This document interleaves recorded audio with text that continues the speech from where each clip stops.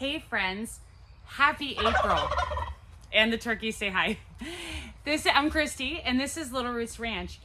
And today we're going to talk about gardening tips, tricks, and what to do in April. And this is for Zone 8B or the Pacific Northwest. And it's so exciting. So first off, we just had our first day of spring. That's amazing.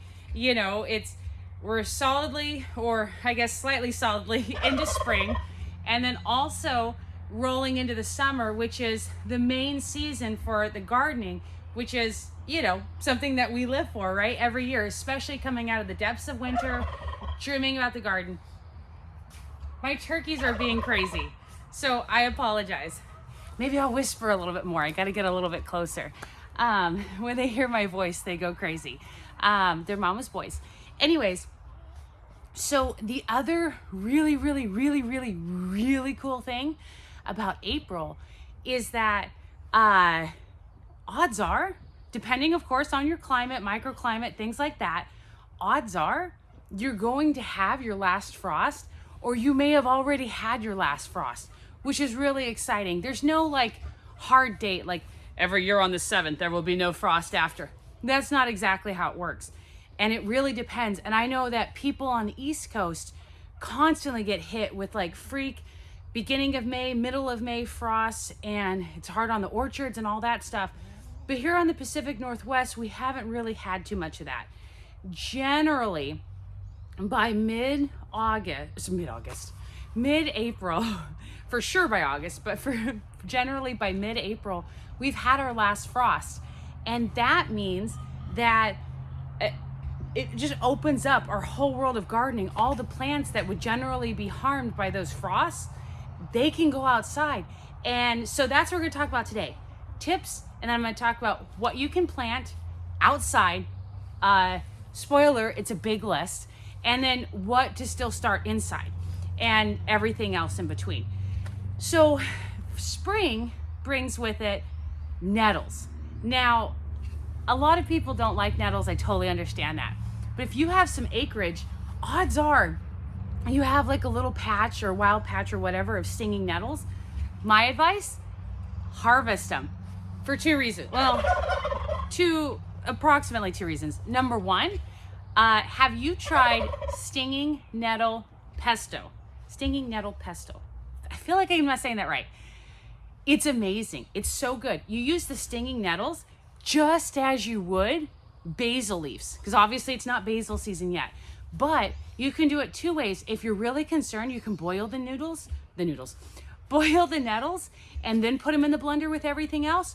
Or like me, the first time I did boil them, but now I put them straight into the blender with some olive oil, and depending on what you use, you could use pine nuts or sunflower seeds or walnuts. I said olive oil, garlic, salt, I think. I feel like lemon, Parmesan cheese. However you make your pesto, you just sub nettles with it. The other thing that's really cool, and I'm gonna make a video on this. The other thing is you can make nettle tea, like fermented nettle tea for your plants. And that's gonna be like a mineral, like super treatment. And I'll do, like I said, I'll do a video on that, so I won't get into it now. But those are reasons to go and collect your nettle, especially in the spring. The sting factor is going to be lower. I haven't been stung by them, so I'm not sure how it feels. I know that sounds lame, but in the spring when they're smaller, they're going to be more tender and delicious and yummy and all that great stuff. So that's one thing you can do. Also, so we've talked about a lot of great things about April in the garden. I've got some really bad news, and you might have already noticed it. Slugtopia, slug universe, takeover of the slugs, slug versus garden. Slugs are everywhere right now, just everywhere.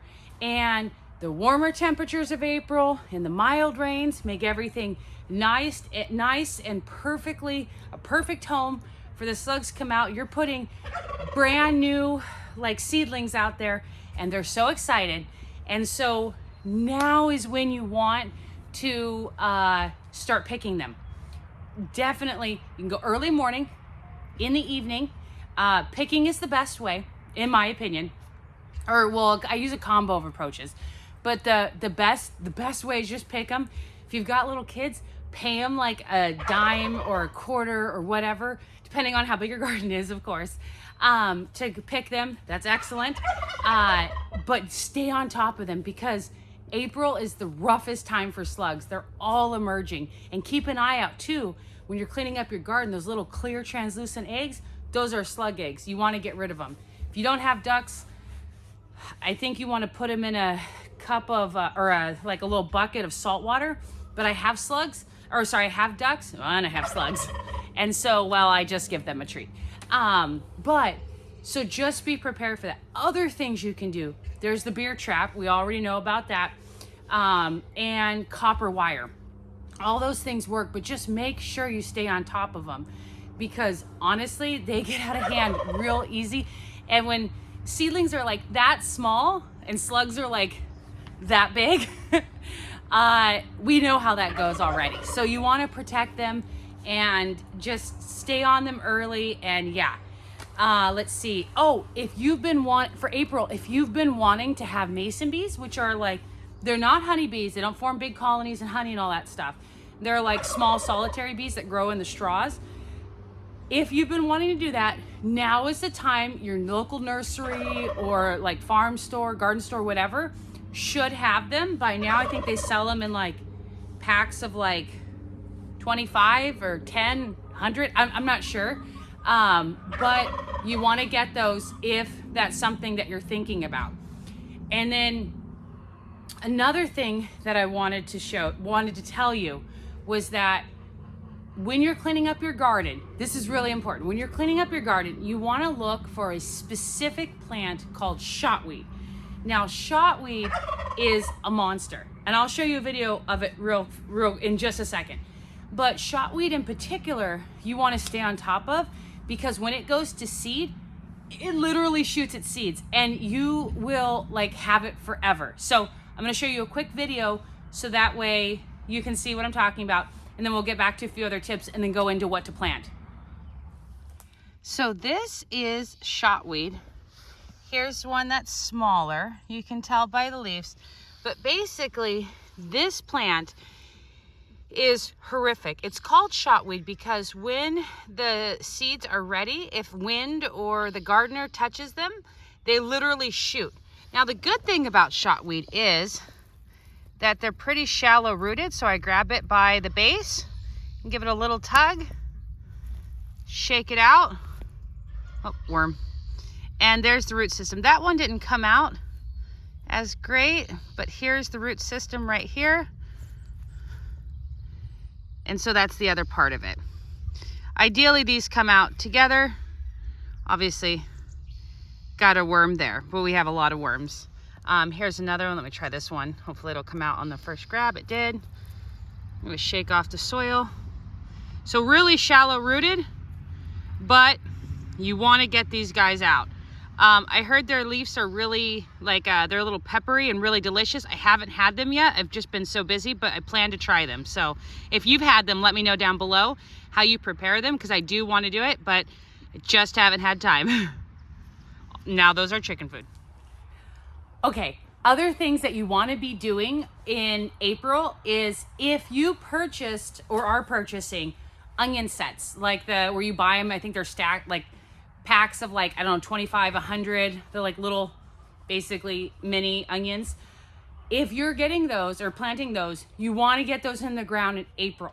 And like that's really important. So you want to do that.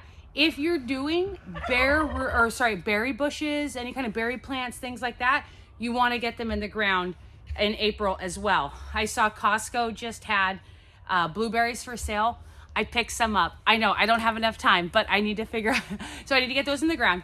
But if you're buying any kind of berries or bushes or berry roots or anything like that, you want to get those in the ground in April. If you have, now I know this would never happen to any of you, but if you purchase bare root fruit trees from wherever and you have them sitting around like the back side of your house, you need to get those into the ground. Like you absolutely need to, especially if they're bare root. If you don't have the time or the location or something, at a minimum, Get them in a pot. Make sure you water really, really well, continuously. Get them in a pot with some soil or mix, compost, something. But it might already be too late, but if you haven't like got them in already, you want to do that ASAP. I was at a friend's house and I saw 2 bare root fruit trees purchased months ago, and I was like, you need to get those in the ground. Sorry, the turkeys react off of my like energy, and so when I'm high energy, they like whatever. So if I go blah,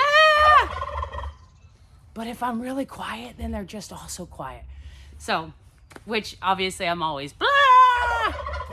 So they do that blah, every time. Anyways, so that's what you want to take care of. Remember, berries go ahead and get those in the ground.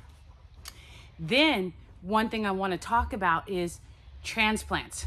Pretty soon, or if not already, you're going to have a lot of plants coming from inside the house in that beautiful, amazing environment, coming out to the hard knocks of the world, and they need to be hardened off. Now, what does that look like? Remember, those seedlings that you have in your house, they haven't had any wind, they haven't had the direct, harsh sunlight. Even if it's next to a window, it is filtered, especially if you've got a new house. It like literally filters out the UV lights or rays or whatever. You know, there's no hail or rain or UFOs or anything like that in your house. And so when the seedlings come out, there's going to be a shock of some level, regardless of how perfect you do it, even just a little tiny amount of shock, but there is going to be shock. And the more different, because even just swings, your house doesn't have a big swing in temperature ranges, but outside does, especially when it's chillier nights and we have the sun out and it's really warm during the day. So when you transplant any of your seedlings, any of them, you want to be careful to harden them off. Take them out a little bit each day, increasing. Now you want to do it on overcast days, preferably. Overcast days, late afternoon, evening. It's better than the early morning or the high sun.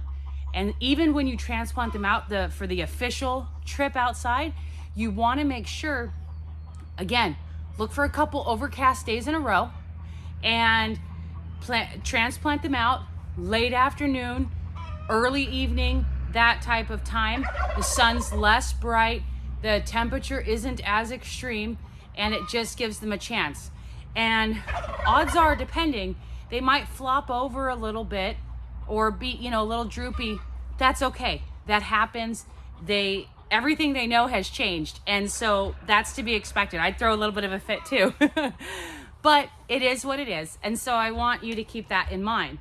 I think I've covered, yes. So those are all the tips and things that you should be doing. But now we're going to talk about turkeys. My crazy turkeys.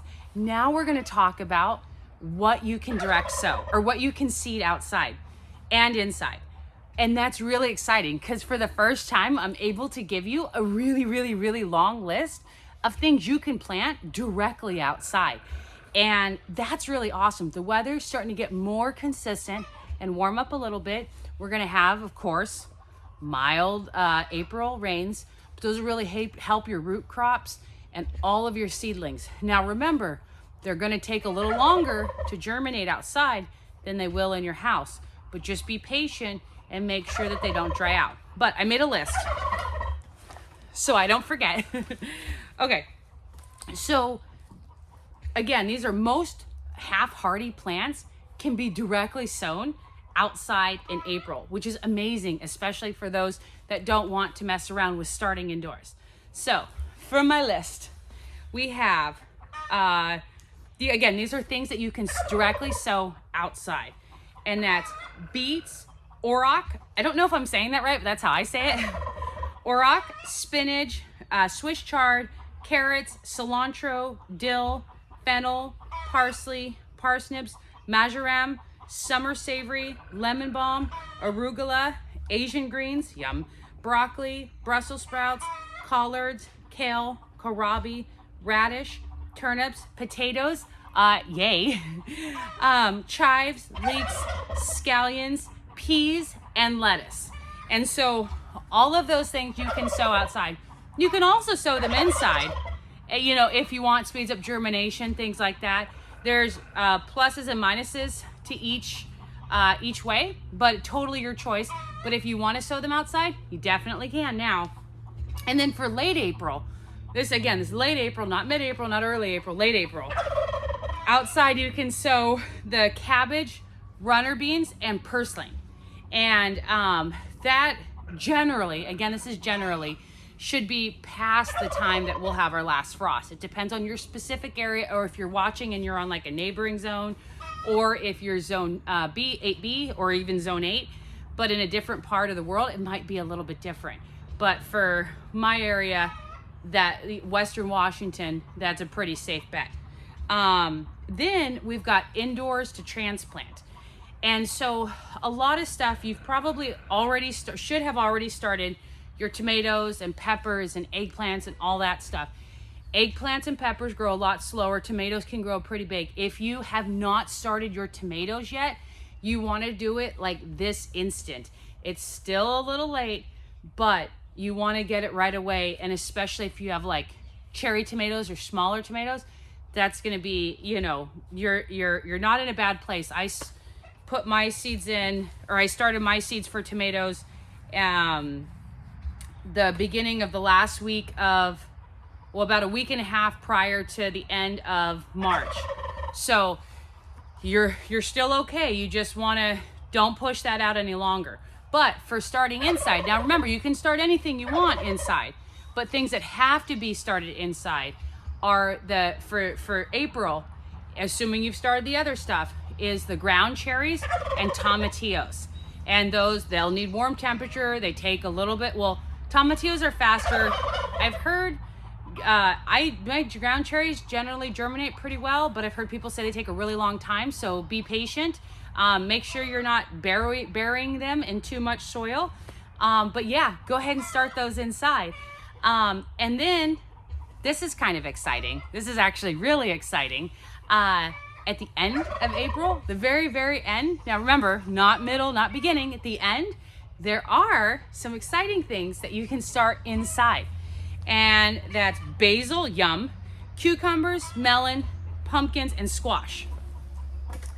Now, the last three, squash, cucumbers, melons, those are in the cucurbitaceae family, or cucurbits. One thing about cucurbits is they hate having their roots disturbed. They hate moving. They hate everything. They're very picky. They're very sensitive, very picky, but very delicious. Now, what you want to do is you want to make sure that you're not starting these things too early. Like, it's really, really important. You do not want them to get root bound. You do not want them to outgrow their container. For those, I start in containers, or at least larger trays, because you want to make sure that they have room. They're bigger plants. You know, when you think about a pumpkin plant versus like a lettuce plant, you know, but you want to make sure that you're not starting those too early. I know the draw is there. I know there's so much excitement. Totally get it. But you want to make sure those plants are very sensitive, and they will still live. Generally, they'll still live, but you will 100% see a difference in the growth and the yield of your plant. And if you're going to take the time to grow the plant, you want it to produce its best. And so you just want to be careful on that. Don't start them too early, and make sure that when you start them, wherever you're going to put them is prepped and ready to go. Ask me how I know. I've done that before, where I'm like, oh yeah, I just need to get that one area, and then all of a sudden I've got things growing out, and like I got like one pumpkin from them, and it, you know, it is what it is. I personally, for pumpkins and winter squashes, I do both starting them inside and also sowing them outside. Obviously that's not yet, but, and it's tough because there's like pros and cons, right, of everything. Germination is lower when you sow outside, but the root size, the vitality of the plant, the production is off the charts. So I'm leaning more towards direct sowing outside, but also starting a safety stock inside, because they can rot outside. They can get grabbed by birds. They can, you know, there's a lot of problems also, that benefits and problems, or opportunities, I guess, as the corporate world would say. A lot of opportunities when you direct sow, but still my preferred method.